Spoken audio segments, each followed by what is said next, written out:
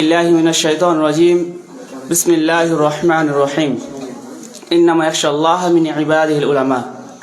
উপস্থিত সম্মানিত আমার পাশে বসে থাকা বিচারকগণ এবং আমার পিছনে বসে থাকা শিক্ষক মহাশয়গণ এবং আমার সামনে বসে থাকা দূর দূরান্ত থেকে ছুটে আসা ইলম অর্জনকারী তালিবিন দাদা এবং ভাই সকল, সর্বপ্রথম সে মহান আল্লাহর প্রশংসা এবং গুণগান করি যিনি আজকে আমাদেরকে আজ বাৎসরিক আঞ্জুমান করার তৌফিক এনায়েত দান করেছেন।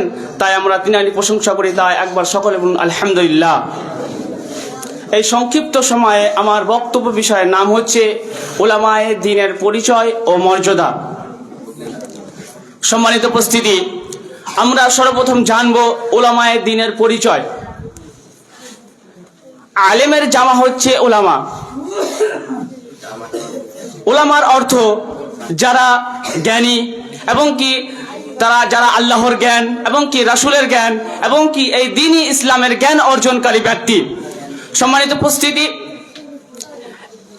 এবং কি তারা আল্লাহর ভীতিতে পরিপূর্ণ, তারা শুধু একমাত্র আল্লাহকে ভয় করে এবং কি তার রাসূলকে ভয় করে এবং কি নিজের জীবনকে কোরআন এবং সুন্নাহ কোরআন ও সুন্নাহ অনুযায়ী জীবন গঠনকারী এবং কি এই ইসলামে আলোকিত করার জন্য কাজ করে, তাকে উলামা বলা হয়, তাকে আলেম বলা হয়। সম্মানিত উপস্থিতি, আর এই আলেম এই উলামা শুধু একমাত্র আল্লাহকে দেখে ভয় করবে, আল্লাহকে দেখে ভয়ে কাঁপিয়ে হবে। আল্লাহ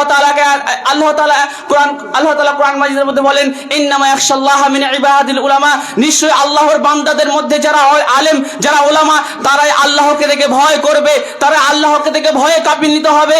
কেননা প্রকৃত ভয়ে যদি কারোর অন্তরে থাকে, প্রকৃত ভীতি যদি কারোর অন্তরে থাকে, সেটাই হচ্ছে আলেমদের অন্তরে, সেটাই হচ্ছে উলামাদের অন্তরে। সম্মানিত উপস্থিতি, কেননা তারা জানেন আল্লাহকে, তারা বুঝেন আল্লাহকে, তারা জান্নাত জাহান্নাম কতটা বাস্তব তারা জানেন, কেননা তারা এই গুনাহ কতটা ভয়াবহ তারা জানে। তাই তারা বেশি বেশি করে আল্লাহকে ভয় করে, তারা আল্লাহকে দেখে ভয়ে কাঁপিয়ে হয়। সম্মানিত উপস্থিতি, সম্মানিত হাজিরিন, আল্লাহ রাসূল সাল্লাল্লাহু আলাইহি সাল্লাম এক হাদিসের মধ্যে বলেন আল উলামা ওয়ারাসাতুল আম্বিয়া, উলামারা হচ্ছে নবীদের উত্তরাধিকারী।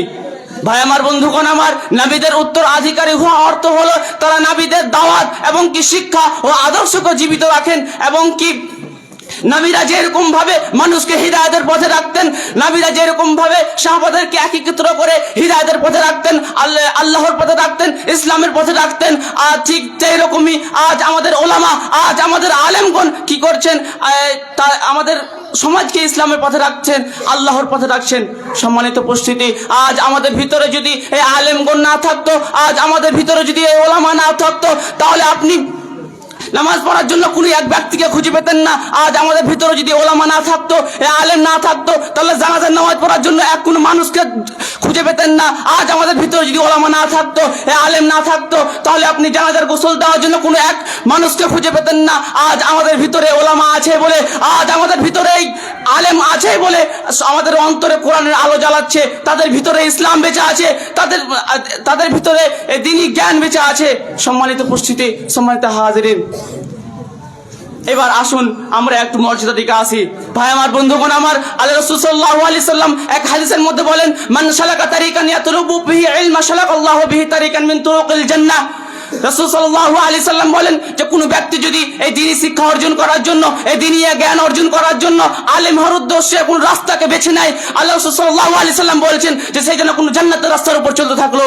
সুবহানাল্লাহ। শুধু কি তাই, এই কি মর্যাদা রয়েছে আলেমের? জি না, আরো অনেক মর্যাদা দিয়েছে আল্লাহ রাসূল সাল্লাল্লাহু আলাইহি সাল্লাম। আল্লাহ রাসূল সাল্লাল্লাহু আলাইহি সাল্লাম আরো বলেন মান ওয়া ইন্নাল আলিমা ইস্তাগফিরু লাহু মান ফিস সামাওয়াতি ওয়া মান ফিল ওয়া ইন্নাল আলিমা ইস্তাগফিরু লাহু মান ফিস সামাওয়াতি ওয়া মান ফিল আরদ ওয়াল হাইতানু ফি জাওফিল মায়ে।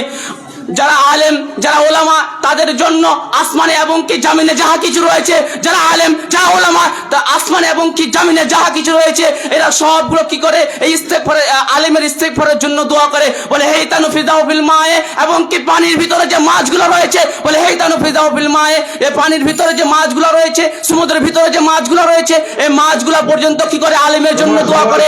এবং কি গর্তের ভিতরে যে পিপিলিকাগুলো রয়েছে, এই সবগুলো কি করে আলেমের জন্য দোয়া করে। সম্মানিত উপস্থিতি, সম্মানিত হাজিরিন, আমি এই বলে আমার বক্তব্য করছি। মহান রব্বুল আলামিন যারা আমাদের প্রত্যেককে এই বক্তব্য ভিত্তিতে বুঝার তৌফিক এনায়েত দান করেন, তাই সকলে বলুন আমিন। ওয়া আখিরু দাওয়ানা আলহামদুলিল্লাহ।